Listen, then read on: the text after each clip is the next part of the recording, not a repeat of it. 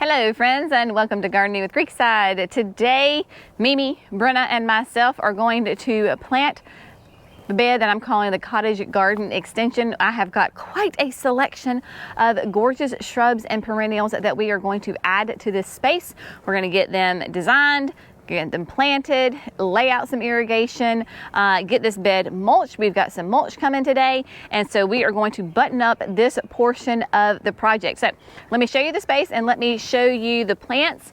Of course, this is all part of the terraced garden new project that we have done.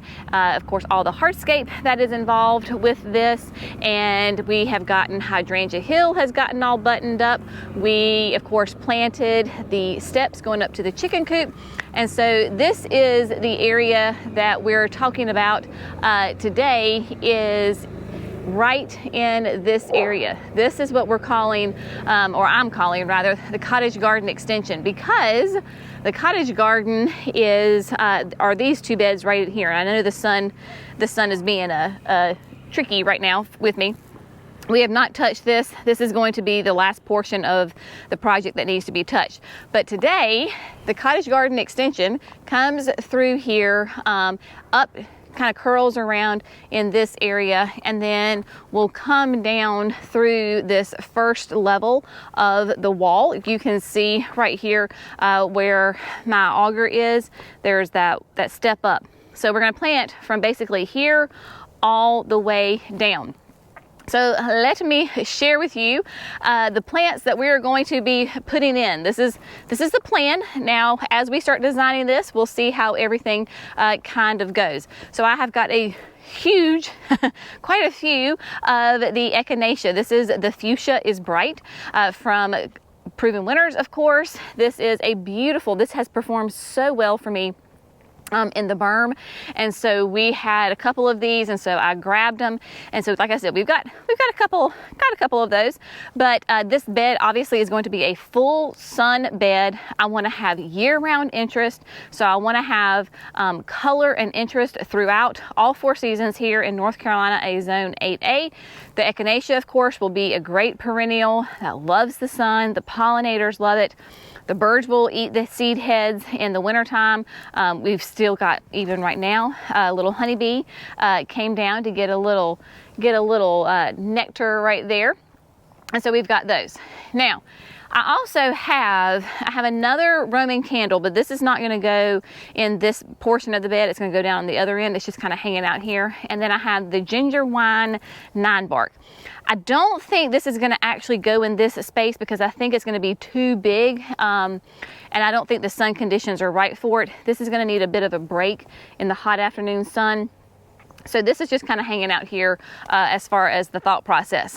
Then I've also got grasses. So there's 5 of the Cheyenne Sky grass from Proven Winners. Our friends, of course, at Walter's Gardens sent us these gorgeous, they are, I mean, like massive, like full-size grasses. This is a panicum. Panicums do really well for us here. Cheyenne Sky is going to be very upright, and then in the fall, it's going to take on those reddish hues. Hence its name, Cheyenne Sky. So we've got 5 of those that we'll put in through here. Then I've got a lovely selection of the giant lamb's ear. This particular variety is the Helene von Stein. Nice, massive, soft, fuzzy ears that we love with lamb's ear, right? So again, nice, drought tolerant, loves the sun, evergreen, and is going to give me a lovely color contrast. So right now it's a little wet from the dew of the morning, but it'll have that beautiful silver blue color to it, and it's nice and low and spread wide. So very excited about this one. Then I've got 3 of the Fire Chiefs. These are thujas, right? So this is a great evergreen mounded shrub. You can see it gets its name because this time of year it starts to take on that nice copper color to it. It is not dry, it is not dead, it's not dying. This is what it does. It's a very soft plant, nice mounded habit on it. This is going to be a 3x3, I believe, 4x4. So Give this some nice spacing with it. Hardy in zones 5 to 9, perfect. But you can see deep down in there, it's nice and green. And then with those cooler temperatures, it takes on the bronze hue. So it will go completely like copper. And then in the spring, when the temperatures start to warm up, the days get longer, it'll go back to green. So this is really fun. I've got 4 of those. We'll see how many we use. And then look at these beauties. These rudbeckias. This is the Indian summer. Some of the most giant flowers I have ever seen on a rudbeckia. I love this plant. So we've got 3 of those. Of course, pollinators love them. Just a great hardy rudbeckia with those beautiful flowers. This was an All-American Selection winner. Full sun. The butterflies love them, like I said. Hardy in zones 3 to 8. Full to part sun. They're basically maybe like 3 feet tall and about 2 feet wide at maturity. So there you go, gorgeousness on that. Remember when I ordered some Japanese maples from Mr. Maple? Well, we're going to put in Fountain of Youth. So it's kind of hard because she got all wrapped up in the azalea here. Fountain of Youth is going to be a weeping Japanese maple. So we're going to stake it because Mr. Maple recommends staking it till it gets to be about 6 feet tall, 5 to 6 feet tall, or really however tall you want it to be. At that point, when it gets to the height that you want, you can take the stake off and then it will just continue to weep. Of course, the Japanese maples give us gorgeous color, right? So these Japanese maples will continue to change colors throughout the season. In the fall, it will take on gorgeous, like bright red hues. So I have an idea of exactly where I want it to go. It can take the afternoon sun. When I was shopping on Mr. Maple, I did a filter that even though I'm a zone 8A, I was shopping the ones that are hardy to a zone 9. That way I have plenty of buffer because I knew that with the Japanese maples, I wanted to go on the extra hot side, right? So they can handle our heat and humidity. I actually sent Mr. Maple a message and I was like, okay, these are the ones I have which can handle full sun. And Fountain of Youth was one of those that could handle the full afternoon sun. It will be on irrigation, of course, but it just fits all the bills. Like there were several that can do the hot afternoon sun, but this one, as far as size wise, works the best for me. So we're going with Fountain of Youth. We're gonna put that in there. Now for some more great evergreen color and flowers, because we love having both of those, right? We've got the Perfecto Mundo Azalea from Proven Winners. This is the double white. I'm gonna move Fountain of Youth right quick. Y'all, look at those gorgeous flowers. Are they not stunning?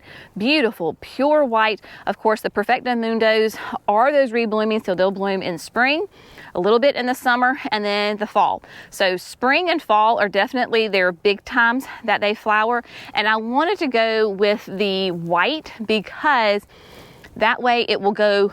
It doesn't matter what other colors I choose to use.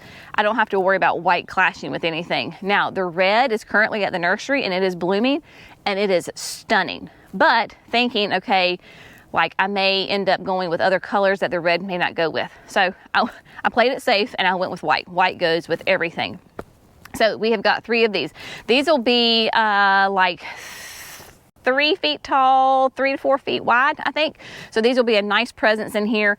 Most of these plants that you'll notice, I want them low and wide. And actually, I forgot one over here. I forgot the Abelia. So we have the Abelia here from Southern Living. This is the Suntastic Pink. So I've got one of those because remember up in the Hydrangea Hill, I have 2 of them right there.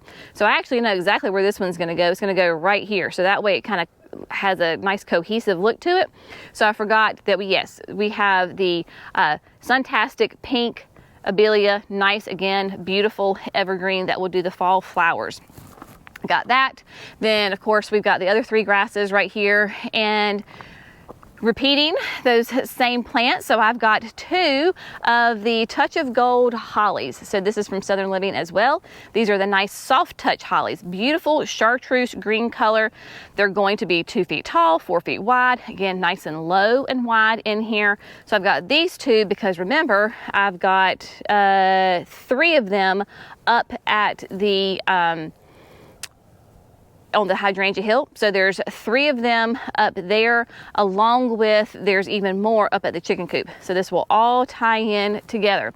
And then last but not least, I am very much a visual person, and so I have got 3 October Magic, this is orchid camellias from Southern Living. Now, they're not actually going to be planted in this bed, but pretty soon, in the next week or so, Southern Living is going to be sending us some camellias. And in that order that they're going to send us of camellias is going to be some October Magic white shishi camellias. And I want to incorporate the white shishis in this space and in the cottage garden. And so I went and grabbed 3 of the orchids that I could use as like a stand-in. I do think maybe we'll plant, I don't know. So we're not really planting them. They're the stand-ins. And so we're going to use those, but they are gorgeous. I do love this camellia, and I would use it in here, but it's going to be a little bit too big for what I think I need, because they can be 4 to 5 feet tall and 3 to 4 wide. But my gosh, y'all, these are beautiful. If I can get in here and show you when I went and pulled it from the nursery, but very soft white with that pink ruffly edge on it. Of course, these are sasanquas, and so that means that they bloom in the fall, clearly, because they're blooming. Sasanquas, of course, remember, have nice small little leaves on them. And the crazy thing about the October Magic series is that they can do full sun to part shade. So they can handle hot afternoon sun and be just fine. So we're going to use those orchids a little bit as a stand-in. So what we're going to do is Mimi and I are just going to set the camera up, and we're going to place everything, and then I'll meet you back over here, and we're going to talk about how we designed it, what we are doing, but yeah, we have quite the selection of plants. Of course, I will be using my power planter auger to get all of these planted. So we're just gonna have some fun and get these babies placed, and then I will meet you back here in just a couple of minutes as the sun comes up, and it's a bright but cool morning here in North Carolina.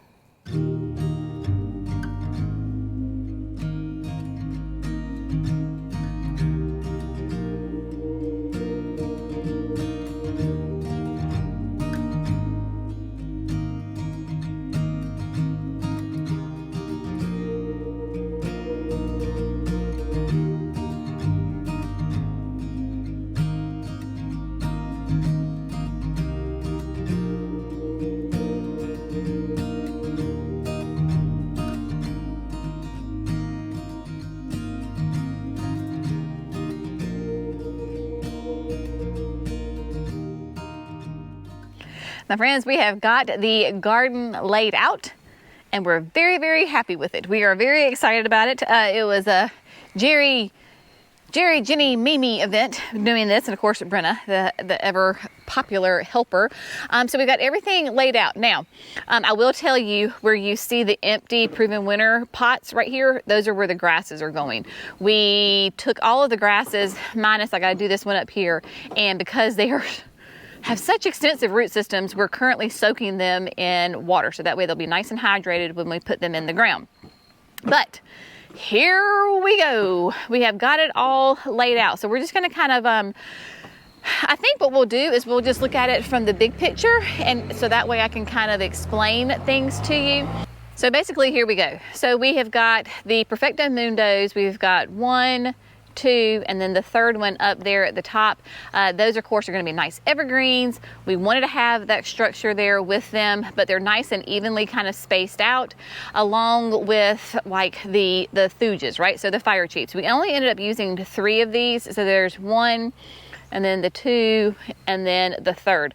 The fourth one, what we're going to do is, once we start working in this part of the cottage garden, we're going to plant this fire chief in there as well. So because my goal is, when this whole project is complete, you're not going to see this as the cottage garden and the extension. You're going to see this as one cohesive area together because I don't want it to be too disjointed. And so one way to do that is to repeat a plant or multiple plants that are on one location into another location. So that's kind of the idea of that. And with that, that was the idea of why we put the abelia here on the corner, because there's other two abelias are up here. So it ties these two beds in together. Same thing with the hollies, right? So we have got both of those golden hollies, and then they are back up here again on the hydrangea hill, because somebody had asked, they're like, well, I thought you're supposed to plant, put plants in groups of 3 or odd numbers. Well, that's a guideline, but there's no such thing as a hard rule. So if I wanted to leave just those 2 golden hollies up there, not a problem. However, I knew that these were coming in, and so it ties all that in together. Again, it's your garden. Do what makes sense in your garden, and honestly, what makes you happy, right? It's your garden. You can do what you want.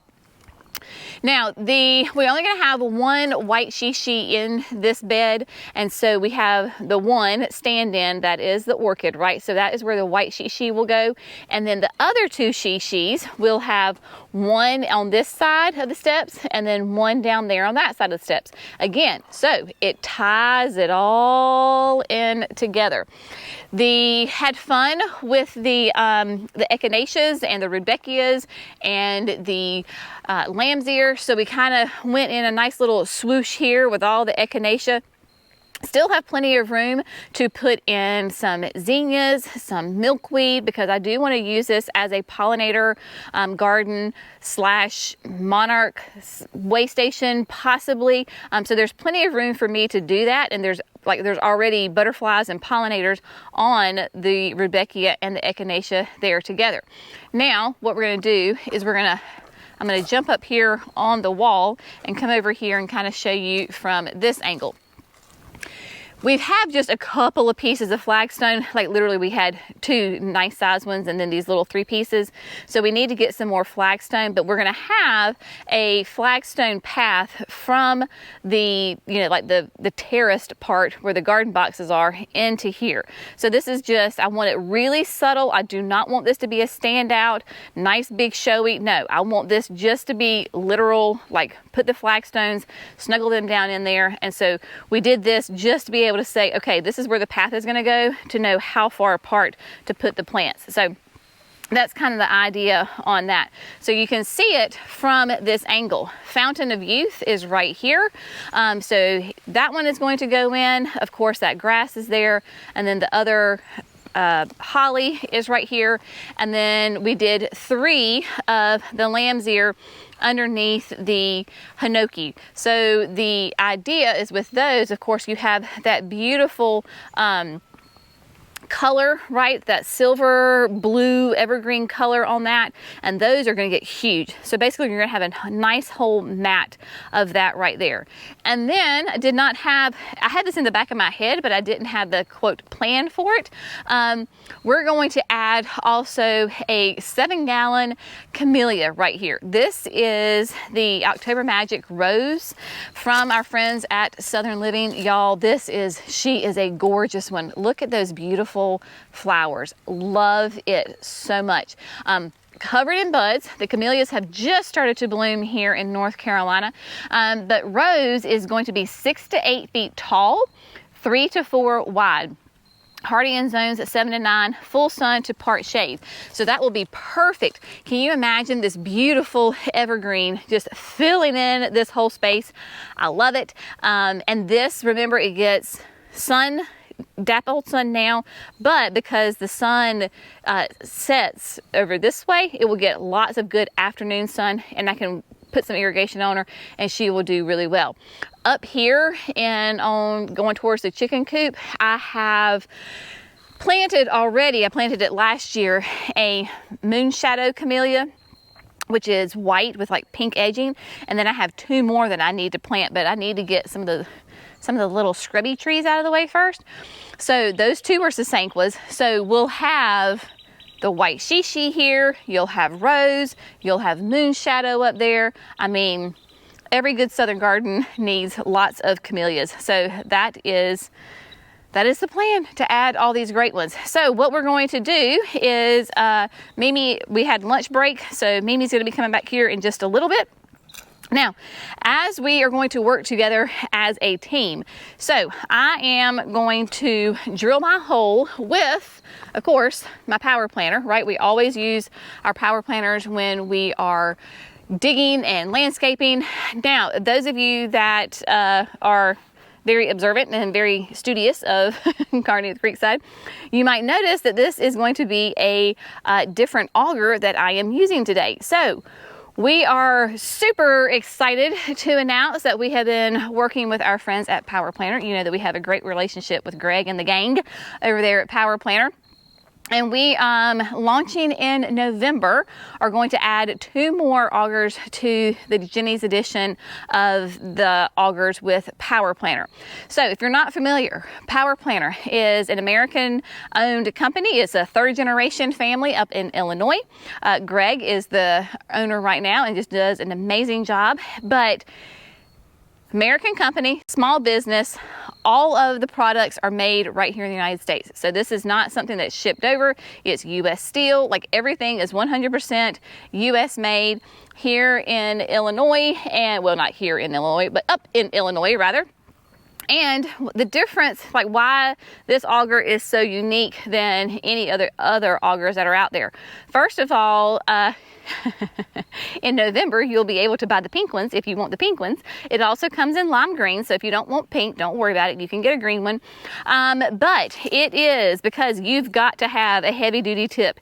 If you're gardening in thick soil like my red clay, rocky soil, soil with roots, you have got to have this heavy duty tip. So all of the Jenny's Edition augers have the heavy duty tip.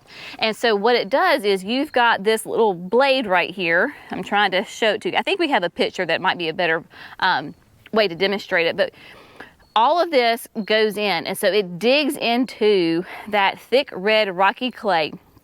This heavy duty tip is replaceable. So there's a bolt right here because this is going to wear down. If you have that thick rocky root soil, this is going to wear down, and depends on how much you use it.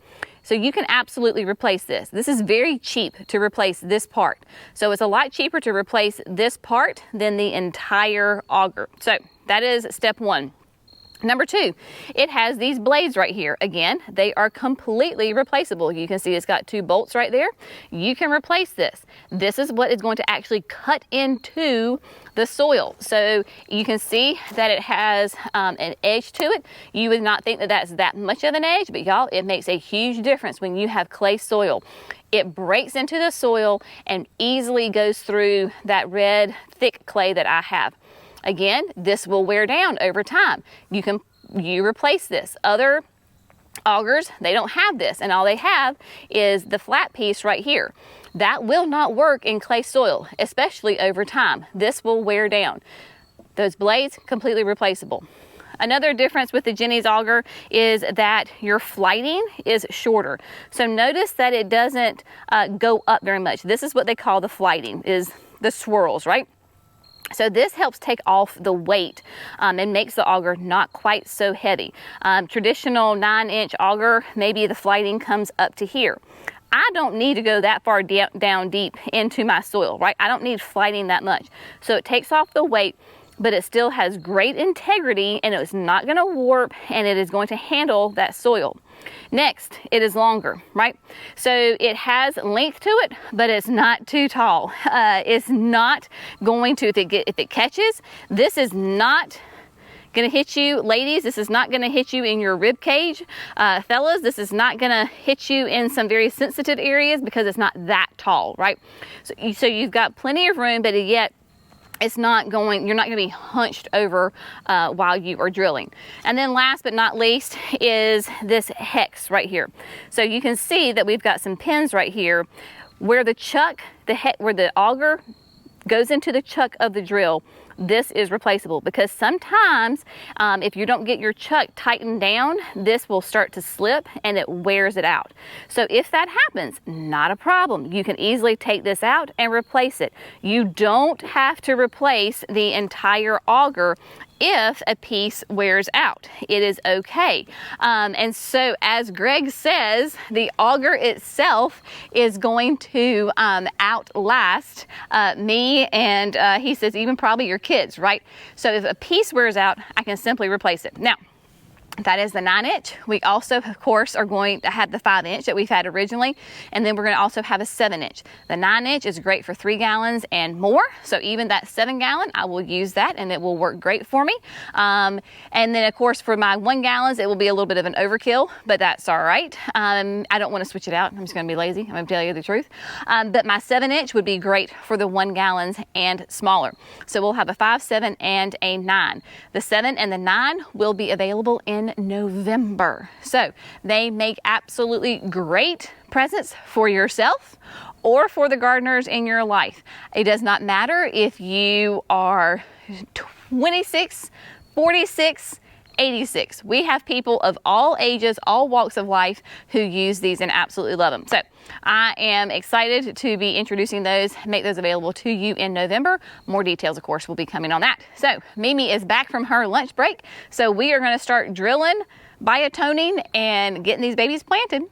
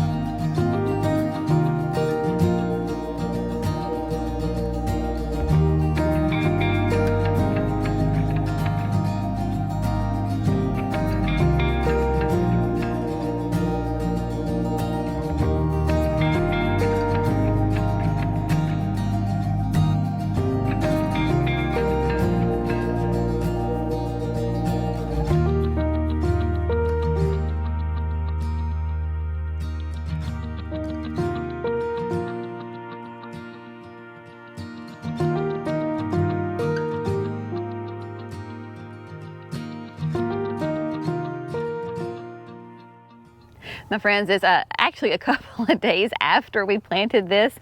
So we're going to give you a little recap on how everything looks. You know how life goes. It just kind of gets in the way sometimes.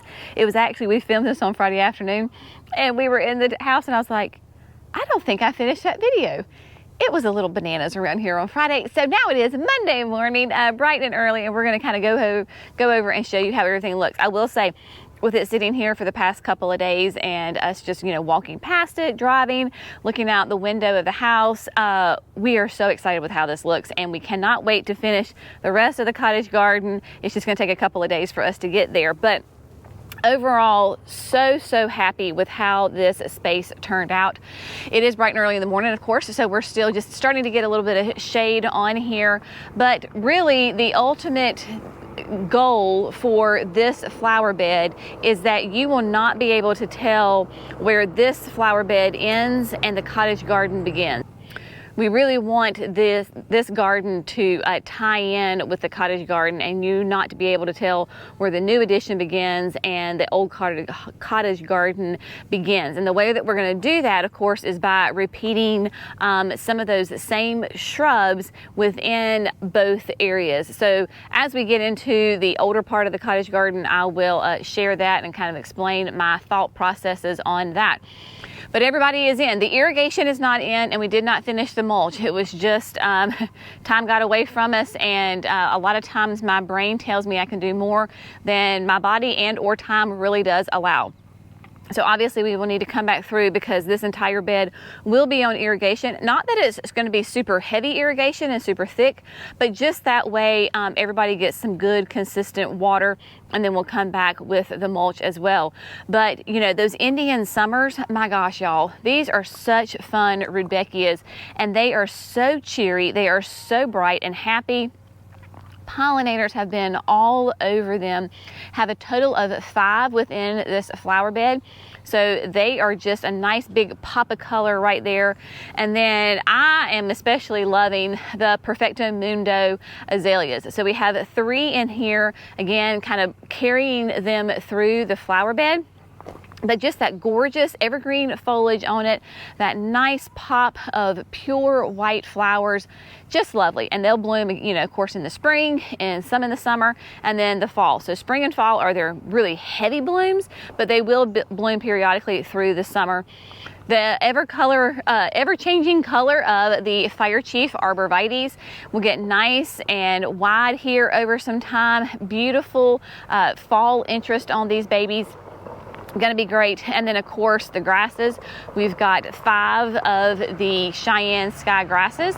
Honestly, this time of year, for this year rather, like right now, I just want to keep them alive. I want to keep them alive and get those roots growing. I'm not anticipating a ton of fall color on these this year.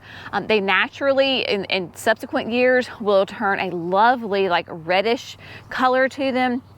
And of course they get that, you know, the little plumes on them, right? So those nice little light airy plumes, 5 of those through there. And then the lamb's ear dotted throughout. We kind of did a little bit of here and there, and then I'll show you, we did a nice little mass grouping up there at the base of the hinoki, and then the back to the fuchsia, the fuchsia is bright, sorry. There we go on those echinaceas. I've talked about how I want to use this bed as part of really attracting those pollinators and the butterflies, kind of a semi-way station like Mimi did with her monarchs. And so I've got plenty of room to add in some butterfly weed. I've got plenty of room to add in zinnias for annual color next season. So I will be able to do that. And then of course the rudbeckia and the echinacea help so much with that as well. We have the abelia, right? The Suntastic Pink is here on the corner right here. So we have 1 here, and then there's 2 up here on Hydrangea Hill. So that kind of all ties in together on that. Plus it kind of softens where the gravel begins between that and then the grasses. Those kind of help soften those edges. When white shishi arrives, we will put her right here. I will go ahead and take out orchid. I'm going to hold on to them because I might use them somewhere else in the garden. I'm not quite sure yet, but this will be where the white shishi is. I do have 2 more, a total of 3 coming. So then I'll have the 1 in this bed, and then I'm going to put the other 2 in each one of these beds. Again, that's part of tying in the whole section and repeating those plants. And then as we come up here, again, that last Perfecto Mundo white, then we've got that Indian summer. The Touch of Gold hollies, I just adore. We have 2 in this bed, and then of course we have 2 right here on Hydrangea Hill. So those all kind of tie in together. And then this is where we have that grouping of the 3 lamb's ear. So this basically, between all the ground cover here with the ajugas and everything, the creeping jenny, the lamb's ear, and then the carex grasses, this is going to fill in really nicely. Being on a hill, of course, your lamb's ears prefer to have that on that drier side, so this is great. I will run irrigation, but it may be like 1 pass, so it just gets a little bit of water. Definitely does not like to be saturated, so it likes to be on the dry side. So we'll just give a little bit of water to that. And then we have the Fountain of Youth. So Brenna is exploring the Fountain of Youth right there, giving it a good sniff. I need to get a stake, because what I will do is go ahead and put a stake down, and ever on the alert. Look at that. There you go. I will put a stake in the ground and then pull it up, so that way it will start growing up. Once it gets to be in that, I don't know, 4, 5, 6 foot range, whatever size it is, then I will unstake it and then let it go ahead and trail. But I'm going to let it get some more height to it, and then we will take the stake off. And last but certainly not least is the camellia, right? So October Magic Rose Camellia. Now y'all, if there was ever any doubt of can a power planter auger, a handheld auger, can you use that in compacted red clay with rocks? This will prove it. Here I am, all 5'2" of myself, 46 years old, using that 9-inch auger to put in a 7-gallon camellia in literally the absolute worst soil you could ever imagine. Very, very compact red clay soil. It was dry as a bone. I mean, I had to work it. It wasn't, quote, easy, but it was a whole lot easier than trying to use a shovel. If I had tried to use a shovel, I would have probably broken my foot trying to jump on top of that shovel to get it to get, you know, the hole dug. But using that auger, not only does it dig the hole, but it aerates the soil. So got her in, got it nice and wide, really worked it. I had to pull some dirt out, pull some dirt out, but it's in. And you can see that even as a 7-gallon, I was able to get her nice and deep enough. And then of course use biotone on all of the plants. That is a massive game changer with these plants. And then I went ahead and put some the compost around it. Got it really nice and watered in. I have re-watered this area one more time. So we watered it in on Friday. I watered it on Sunday. And everybody is doing really well. With your camellias, you have really got to watch them, especially that first year. So when you add your camellias in, be very vigilant the first year that they are getting thorough, deep waterings, right? We really want to get those roots really well watered so that they have a great success and get those roots going. So it's not just a little sprinkle over the head. Maybe it is that you buy, like I have those tree bags, right? It holds 15 gallons of water. You just take the hose, you fill it up, you put the little, you know, close the little cap. It has emitters underneath it. So you can do that. That's a simple way to do it. It's a great deep thorough because again, it's 15 gallons of water and it takes about 4 to 6, 7, 8 hours to empty those bags. So it's really deep and thorough. Or if you have a hose and you can put that hose on just a trickle, just a little trickle, put it at the base of your camellia, let it run for an hour and do that. Maybe it's going to depend on the weather, it depends on a lot of things, but in the heat of the summer, maybe we do that once a week, possibly twice. It just all depends. There's a ton of variations on that, but just taking care to deep watering, especially that first year, is great success for your camellias. Simple,